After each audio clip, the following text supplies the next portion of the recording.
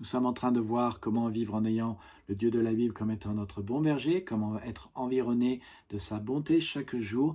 Et nous sommes en train de voir 5 manières par lesquelles nous pouvons vivre en ayant le Dieu de la Bible, Jésus, comme bon berger dans notre vie. La première, c'est je demande au Dieu de la Bible et à Jésus d'être mon berger chaque jour.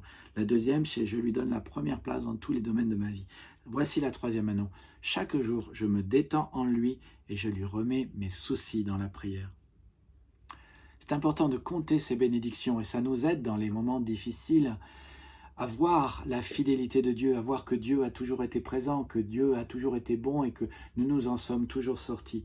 Mais vous savez, une autre chose qui est utile de faire, c'est de faire une liste de nos soucis, parce que parfois nous sommes anxieux et nous avons de l'angoisse et nous n'en savons pas les causes. Alors, dressez la liste de ces choses qui vous angoissent et qui vous inquiètent. Écrivez-les et puis apportez cette liste au Seigneur dans la prière et dites-lui, Seigneur, je m'inquiète pour ces choses et c'est pour ça que je te les remets. Je prie pour ces choses, Seigneur, parce que tu as dit, déchargez-vous sur lui de tous vos soucis, car lui-même prend soin de moi, de vous. Donc, Seigneur, tu veux prendre soin de moi, c'est pour ça que je me décharge sur toi de tous mes soucis.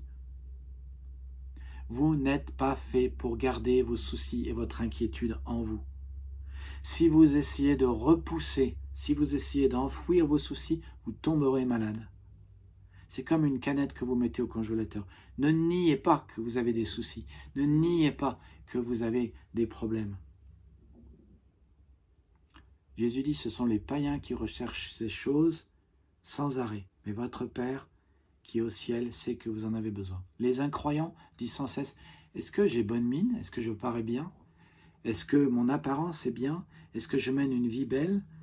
Les gens qui ne connaissent pas Dieu courent frénétiquement après ces choses-là. Elles vont au centre commercial et elles sont prêtes à traverser tout Paris pour acheter un vêtement à 50%. La vérité, c'est que la précipitation crée l'inquiétude, la détente et la prière créent la paix. Ne vous inquiétez de rien, en toutes circonstances, demandez à Dieu dans la prière ce dont vous avez besoin et faites-le avec un cœur reconnaissance et la paix de Dieu, qui surpasse toute intelligence, gardera vos cœurs et vos pensées en Jésus-Christ. Qu'est-ce que la paix qui dépasse l'entendement? Eh bien, c'est lorsque vous avez perdu un emploi, que vous auriez toute raison pour être paniqué, mais que vous savez parfaitement que Dieu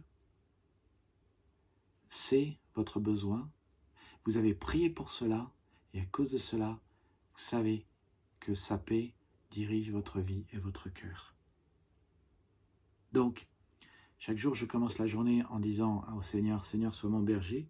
Chaque jour, je le mets en première place dans ma vie et je lui permets de diriger chaque aspect de ma vie. Chaque jour, je me détends et chaque jour, je lui fais confiance. Et l'idée, Jésus l'a dit, ne vous inquiétez pas pour le lendemain, car le lendemain se souciera de lui-même, à chaque jour suffit sa peine. L'idée, c'est vous vivez un jour à la fois. Jésus ne dit pas de prendre aujourd'hui les ennuis de demain. Ne prenez pas aujourd'hui les ennuis de demain. Jésus nous dit, je vais vous donner assez de grâce pour aujourd'hui. Mais il ne dit pas, je vais vous donner la grâce pour vous occuper de demain. D'ailleurs, la grâce pour vous occuper de demain, vous en avez besoin demain. Aujourd'hui, je vous donne la grâce pour vous occuper d'aujourd'hui. Jésus ne dit pas d'ouvrir notre parapluie avant que ça pleuve. Non, il nous dit d'ouvrir notre parapluie pour aujourd'hui. Il dit, il y a 2 jours dont vous ne devriez pas vous inquiéter. Ne vous inquiétez pas pour demain et ne vous inquiétez pas pour hier. Certains d'entre nous font un très bon travail pour nous inquiéter pour demain. Jésus dit non, vivez un jour à la fois. Alors, il y a plusieurs raisons pour lesquelles vous ne devriez jamais vivre un jour à la fois. Premièrement, lorsque vous vous inquiétez des problèmes de demain, vous passez à côté de toutes les bénédictions de Dieu d'aujourd'hui. Deuxièmement, vous ne pouvez pas résoudre les problèmes de demain avec le pouvoir d'aujourd'hui. Quand vous arriverez demain, Dieu vous donnera la force et la sagesse demain. Mais il ne va pas vous donner la force et ce dont vous avez besoin pour demain, aujourd'hui. Jésus n'a pas dit « donne-nous aujourd'hui notre pain hebdomadaire ». Non, il a dit « donne-nous notre pain quotidien aujourd'hui ». Parce que Dieu, Jésus veut qu'on dépende de lui aujourd'hui pour aujourd'hui. Alors, c'est important de planifier l'avenir et c'est sage bibliquement, mais ce n'est pas important et ce n'est pas sage de s'inquiéter pour le futur.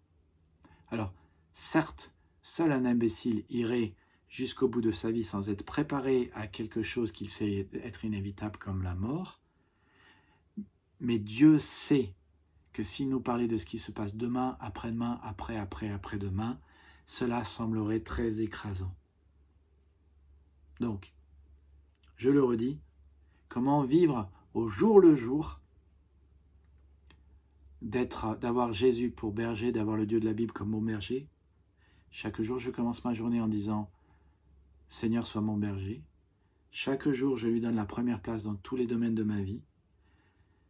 Chaque jour, je me détends et si une inquiétude surgit, je le prie. Et chaque jour, je lui fais confiance. Alors, il y avait une cinquième raison sur comment vivre, cinquième raison, super, comment vivre au jour le jour que Dieu soit mon berger. Elle a été donnée à une nouvelle église et je ne vous la donne pas, je vous frustre un peu, mais rejoignez-nous, nous sommes une église simple qui veut suivre Jésus-Christ, une église de disciples, une église qui se réunit le dimanche après-midi à 16h, unenouvelle-église.fr, à l'Énicéphore Niepce, à l'espace Valmaubuée, à Torcy, dans Seine-et-Marne. Que Dieu vous bénisse et à bientôt.